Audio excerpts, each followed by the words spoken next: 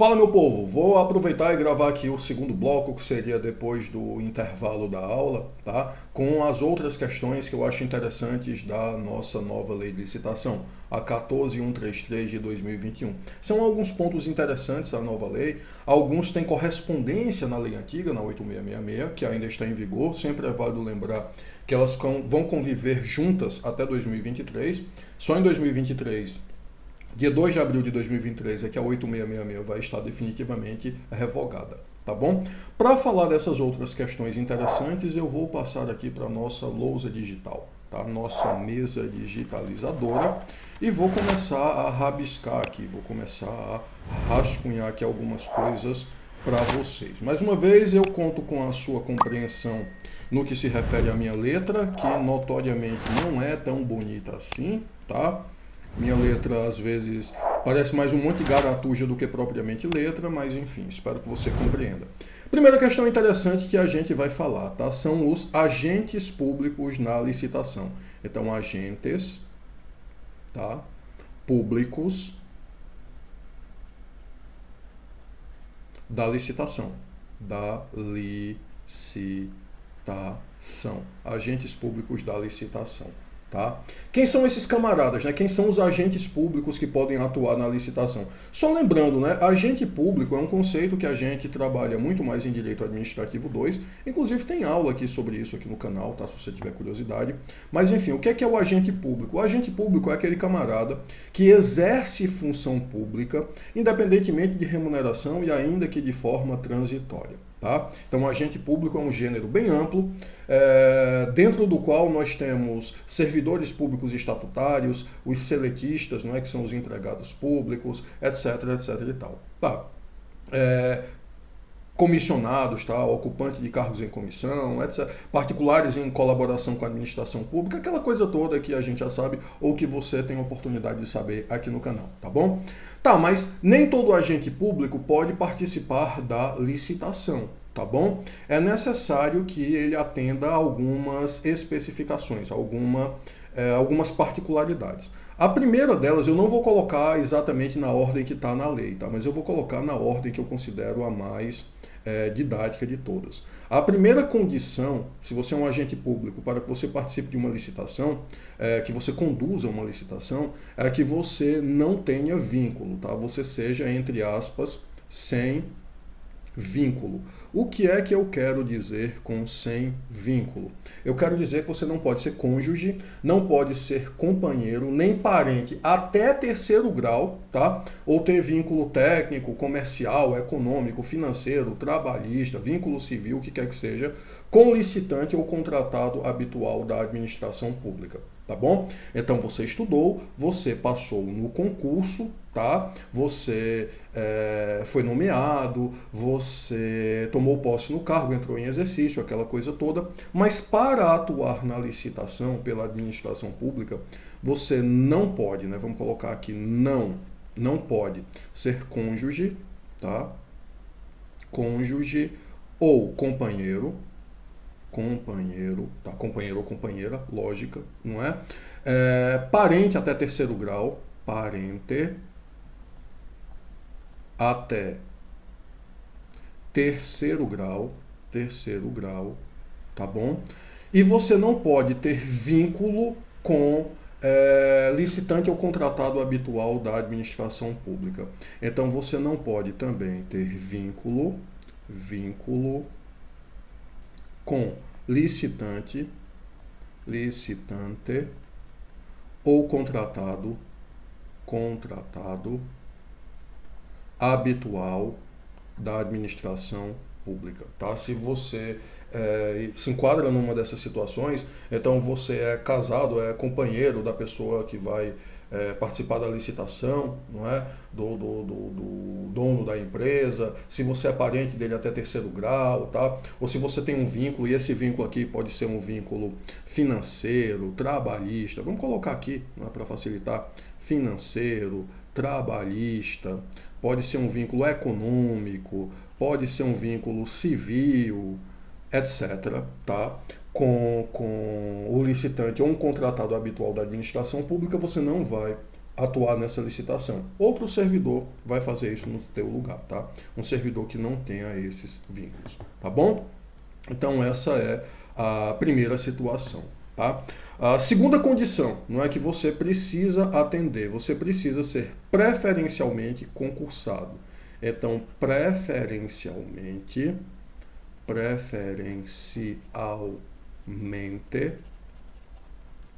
concursado. E concursado aqui eu vou colocar entre aspas, tá? Porque a lei não vai colocar nesses termos, nessas palavras. Eu só quero explicar para você que você precisa ser um servidor público estatutário, tá? Você precisa ser um servidor público civil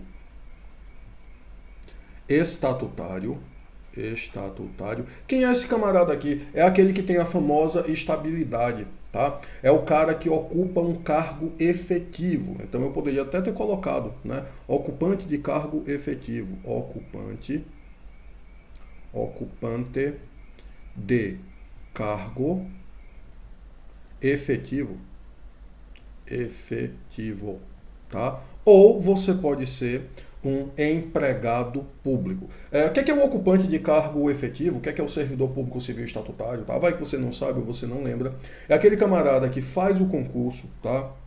É aprovado, depois é nomeado, toma posse do cargo, entra em exercício, sobrevive ao probatório e aí ele ganha a estabilidade no cargo dele porque o cargo dele é efetivo.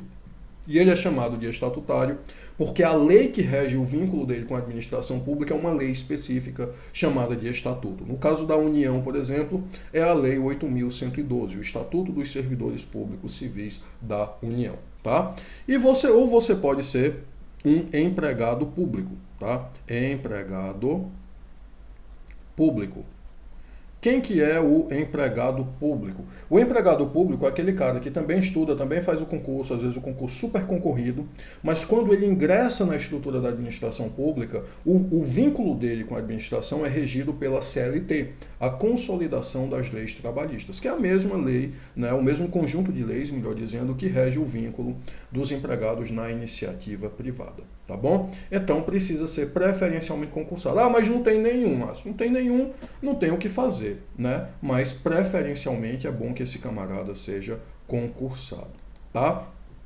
Terceiro requisito, é preciso que ele tenha qualificação, tá? Vou colocar também entre aspas, que ele tenha qualificação. E vou colocar aqui entre aspas. O que é que eu quero dizer com qualificação? Ele vai ser qualificado se, por exemplo, ele ocupar um cargo, tá, que tem atribuição relacionada à licitação. Então, a lei que criou aquele cargo e as funções inerentes ao cargo estão relacionadas à licitação, tem a ver com licitação, tá? Então, deixa eu ver como é que eu vou colocar isso aqui para vocês. Vamos colocar assim, cargo com atribuição relacionada, né? Atribuição relacionada à licitação, tá? Cargo com atribuição relacionada à licitação, tá? Essa é uma situação, essa é uma possibilidade, mas não é a única, tá? Ou, né, outra alternativa, outra possibilidade, é se por acaso ele tiver uma formação compatível. Formação compatível. O que é que seria aqui a formação compatível? A formação compatível é se você estudou, tá, direito administrativo comigo na graduação. Ou seja, se você se tornou um bacharel em direito, você se formou bacharel em direito, tá? E aí passou no seu concurso público, se tornou um servidor público e, enfim, você tem a formação compatível, portanto, porque você estudou licitação na graduação.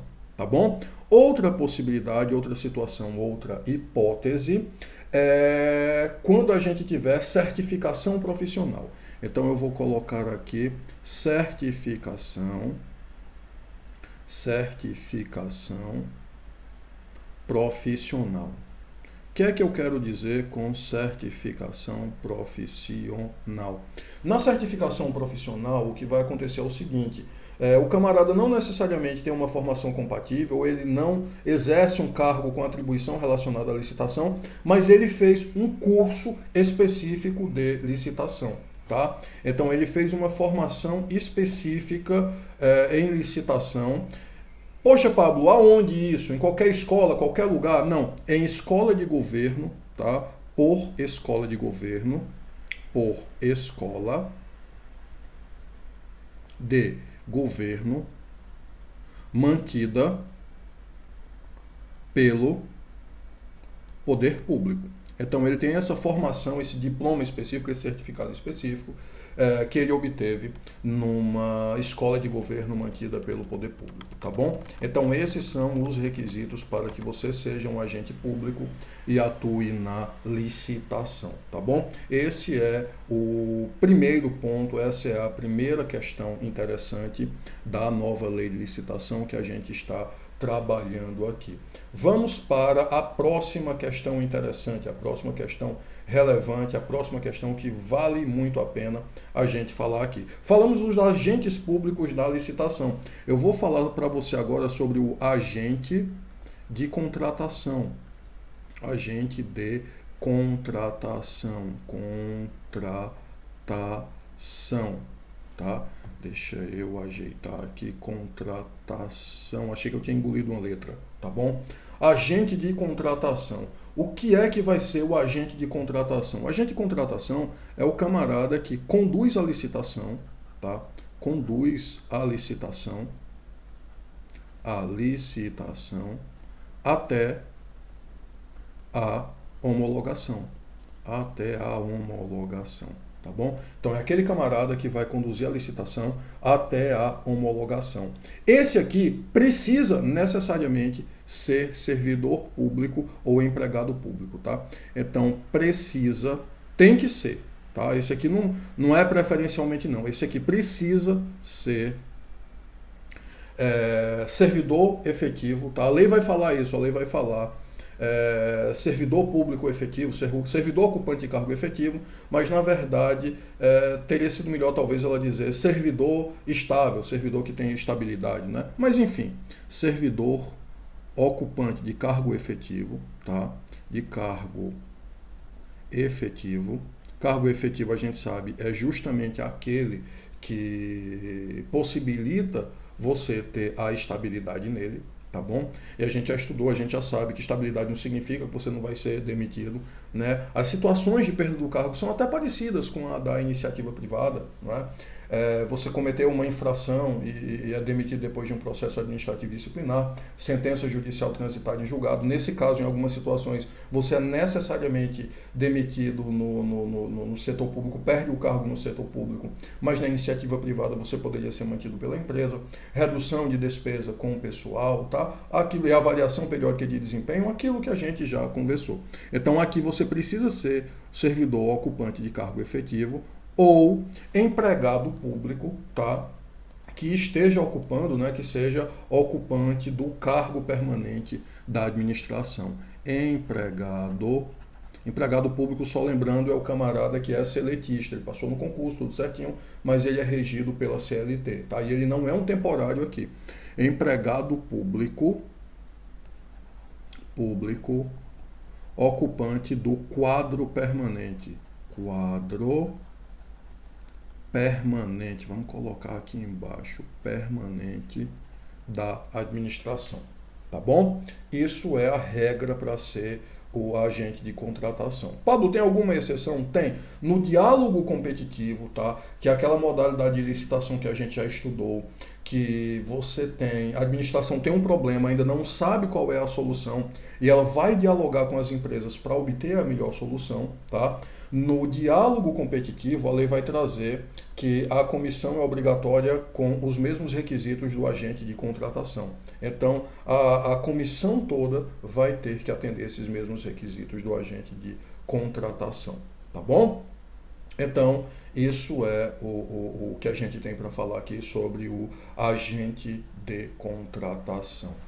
Próximo detalhe interessante que a gente tem para falar sobre essa danada dessa lei, a lei de licitações, a nossa nova lei de licitações. Estou ajeitando aqui a cor da caneta para ficar tudo certinho e vamos lá. Saindo um pouquinho dos agentes, né, eu falei que quando a gente estava estudando licitação inexigível, dispensável, dispensada, etc., eu falei que para a licitação ser inexigível, você não pode indicar uma marca, né? Porque aí senão toda licitação, era só você escolher a marca que toda licitação seria inexigível. Mas a lei permite, em outras circunstâncias, tá? Que a gente não está falando mais de inexigibilidade, licitação dispensada ou dispensável, tá? A gente está falando de outras possibilidades nas quais a administração pública pode indicar uma marca. Então eu vou colocar aqui como possibilidade de indicação de marca ou modelo, tá? De marca ou modelo. Possibilidade de indicação de marca ou modelo. E aqui você está vendo que os assuntos são um pouco soltos, mas é porque são assuntos importantes e que inclusive talvez caiam na nossa prova, provavelmente cairão, tá? E aí eu estou trabalhando desses aspectos interessantes da lei. Quando é que a administração pública vai poder indicar, né, a marca ou o modelo? Ela vai poder dizer, não, eu quero da marca tal, modelo tal. A lei vai autorizar essa possibilidade quando a gente estiver diante de uma necessidade de padronização do objeto, tá? Padronização do objeto, tá? Então a gente precisa padronizar na administração pública e aí é possível indicar uma marca ou modelo, tá? Essa é a primeira possibilidade, padronização do objeto. Existe essa possibilidade também de indicação de marca ou modelo quando a gente estiver diante da necessidade de uma compatibilidade com uma plataforma ou com um padrão já adotado, tá? Então vamos colocar aqui compatibilidade com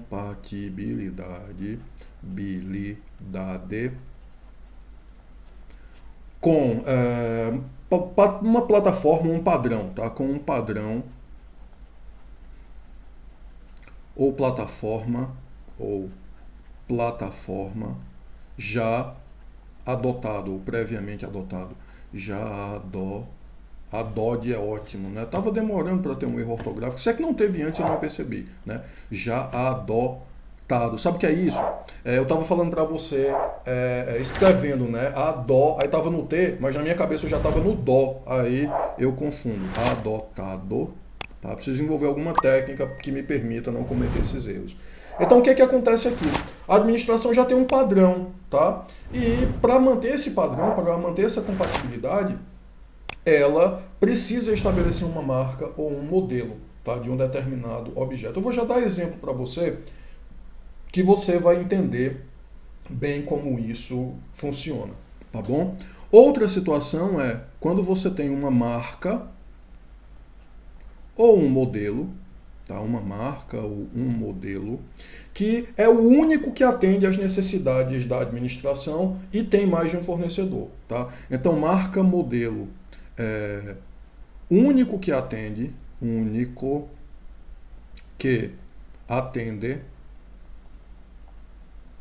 às necessidades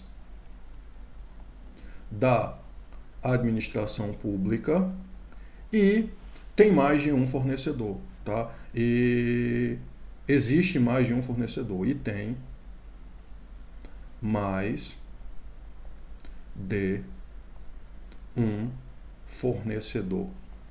Então isso aqui, pessoal, é uma possibilidade no passado. Hoje em dia não, né? Hoje em dia tem, sei lá, o sistema operacional da Apple, o Windows da Microsoft, tem principalmente o Linux, várias distribuições, várias variações do Linux que são muito boas. E eu honestamente considero o Linux o melhor disponível e ele ainda é gratuito, né? Tem BSD também, OpenBSD, FreeBSD e tal.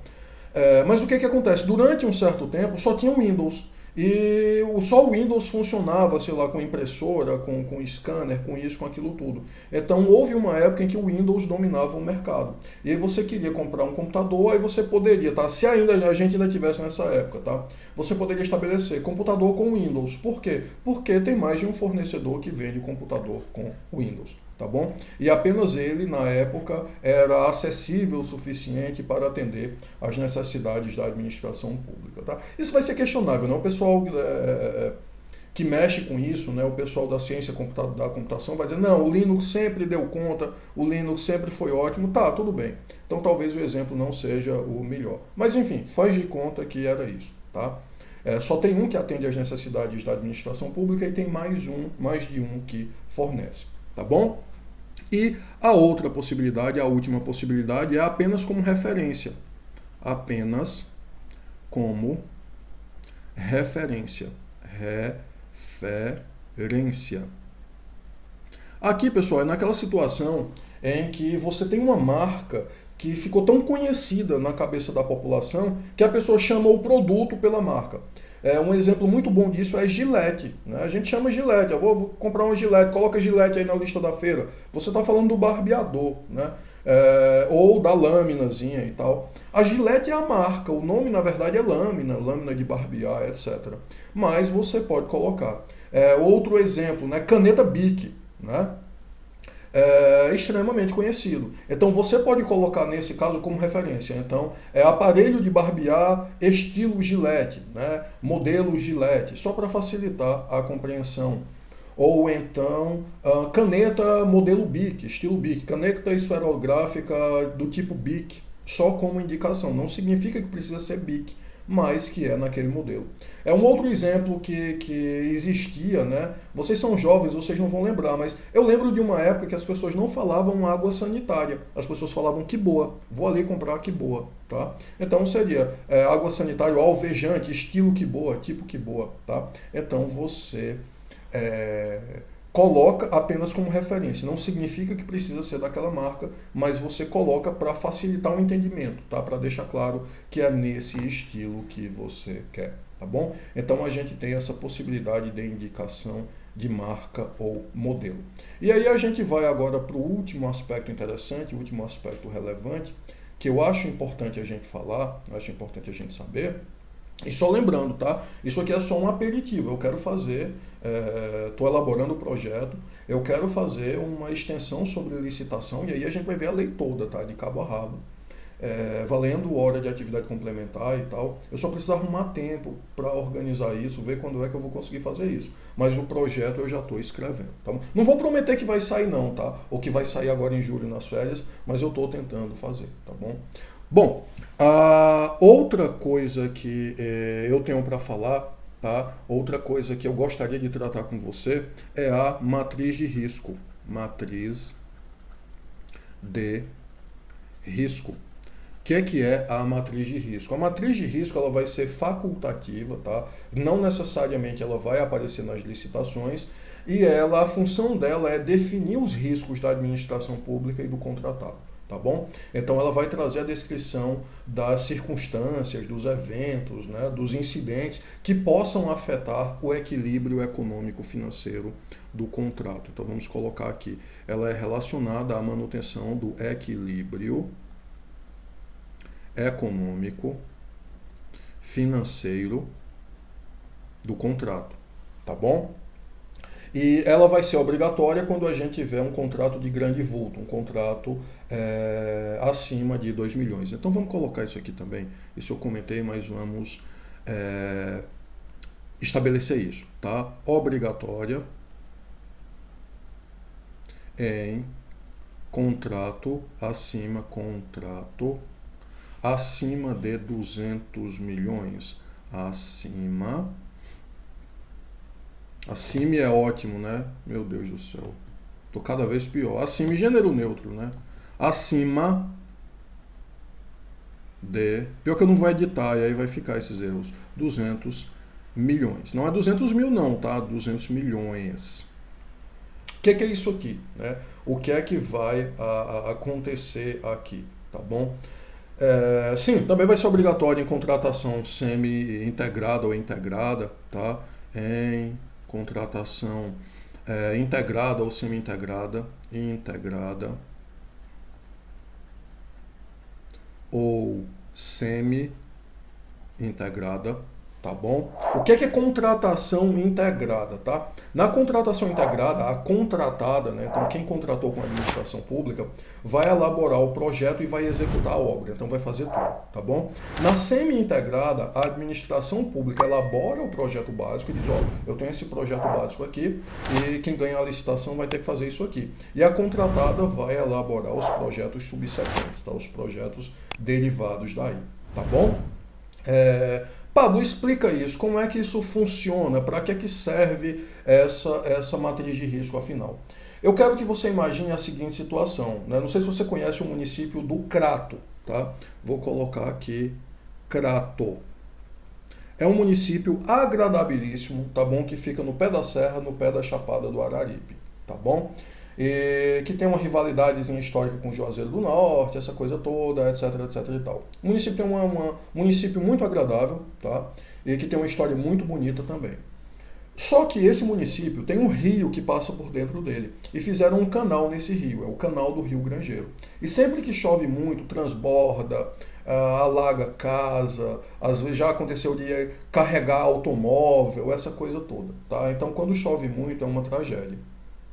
Imagina que a administração pública municipal no Crato, ela vai celebrar um contrato que pode ter a interferência dessas chuvas, tá? Desses problemas. Então, a gente pode estabelecer o seguinte, vou colocar aqui, tá? Um exemplo de matriz de risco. Chove muito no mês de março, tá? Então, não justifica não fazer. Se você contratar com a administração pública, a matriz de risco já está dizendo lá, olha, você está assumindo o risco aí das chuvas de março, né, das águas de março, fechando o verão, e você tem que entregar a obra, então se prepare para isso, tá bom? Então, nesse caso, não justificaria não fazer, porque choveu em março e o canal do Rio Grangeiro transbordou, tá? Por outro lado, se passar, né, aí foi um inverno muito bom, choveu muito em abril também, choveu até em maio e tal, seguiu chovendo, até julho, né, na Expocrato choveu também. Então, nesse caso aí, o que passar sai da matriz de risco e aí tudo bem, né, aí justifica, enfim, ter algum atraso na obra, né, algum problema com a obra. Então, esse seria um exemplo de matriz de risco. É quando a administração pública diz, olha, essa situação aqui, ela pode acontecer, tá? Fica preparado que ela pode acontecer. E aí, se de fato a situação acontecer, você não pode alegar, dizer, ah, mas eu não fiz porque aconteceu. Não, você já sabia, inclusive está aqui no contrato. Tá bom?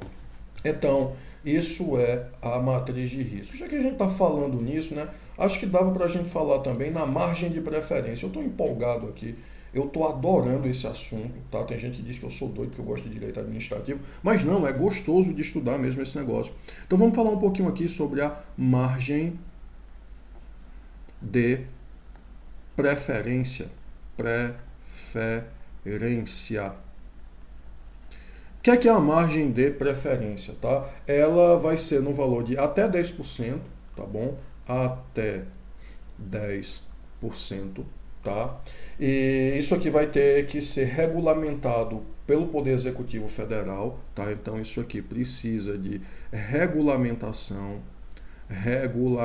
Decreto regulamentar, professor? Exatamente, regulamentação do Poder Executivo. Não é qualquer Poder Executivo, tá? O estadual quer fazer, não. Do Poder Executivo Federal, tá? Federal. E a margem de preferência, ela é aplicável quando a gente tiver diante, né, na licitação, de bens e serviços manufaturados nacionais, tá? Então, bens e serviços, né, manufaturados nacionais, tá? Bens e serviços manufaturados nacionais, ou em se tratando de bens reciclados ou recicláveis, tá? Bens reciclados, recicláveis ou biodegradáveis, né? Ou biodegradáveis, biodegradáveis. Às vezes dá um efeitozinho, um trava-língua, né? Em vez de falar de biodegradável, a gente fala de biogredagável, biodregadável, enfim, biodegradáveis. Espero que eu tenha falado certo todas as vezes, tá bom? Ou seja, aqui é aquela questão da sustentabilidade na licitação, tá bom? Então, bens ou serviços biodegradáveis. A lei traz também que isso aqui pode ser válido para o Mercosul, se tiver reciprocidade. Então a gente coloca isso aqui dando oportunidade para a empresa argentina, e lá na Argentina eles colocam nas licitações dele essa possibilidade para as nossas empresas, tá bom? E pode ser até 20%, né? Até 20%, em se tratando de bens manufaturados, né? Bens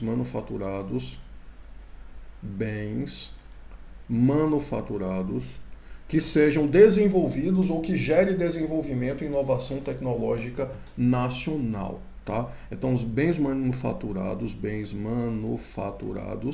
que gerem desenvolvimento tecnológico nacional, tá? Então aqui aquela situação é um bem que é produzido no Brasil, a empresa é genuinamente brasileira e não é só uma etapa da produção não, é uma empresa nacional mesmo. Então aqui é utilizar a licitação como uma forma de intervir positivamente na economia, tá? Quando se trata de bens ou serviços manufaturados nacionais, bens reciclados, recicláveis ou biodegradáveis para preservar o meio ambiente, tá? E tem o teto de até 20% quando se trata de bens manufaturados, né, que gerem desenvolvimento tecnológico nacional, tá bom? Lembrando que margem de preferência é o seguinte, teve a licitação, tá? E tem uma empresa que colocou a proposta 10% mais cara do que a outra, tá? Então empresa A e empresa B, aí a empresa B colocou 10% mais caro. Só que é um bem e serviço manufaturado nacional e ainda é reciclado. Então mesmo sendo a proposta um pouquinho mais cara, a administração contrata com ela, tá? A lei fornece essa possibilidade, tá bom? E não confundir margem de preferência, eu vou até colocar aqui vermelho, engraçado, eu estava usando só a caneta preta, né? O quadro não estava ficando rubro-negro. Não confundir isso aqui, tá, com direito de preferência. Direito de preferência a gente sabe é critério de desempate. É quando tem exatamente a mesma proposta e aí uma das empresas tem essa preferência, tá, no critério de desempate. Então é isso, tá? Encerramos aqui, creio que falamos todos os aspectos interessantes da nossa querida Lei de Licitação e Contrato Administrativo, tá bom? Para encerrar, vou pedir mais uma vez, tá bom? Que você dê o seu like no vídeo, tá? Então deixa aí o seu curtir, o seu joinha, né? E eu falo isso atualmente com a maior naturalidade do mundo. Não sei se vocês lembram, no começo ficava meio encabulado de pedir isso, mas deixa o seu like, se inscreva no canal, tá bom? Ative o danado do sininho das notificações. E também, claro, comente, deixe a sua dúvida, tá bom? E compartilhe se você souber de alguém que possa ter interesse nesse tipo de conteúdo, tá bom? Então, mais uma vez, não é? Deixe o seu like, comente, compartilhe, se inscreva no canal, ative o sininho das notificações e é isso. Beijão no seu coração e até a próxima, se Deus quiser.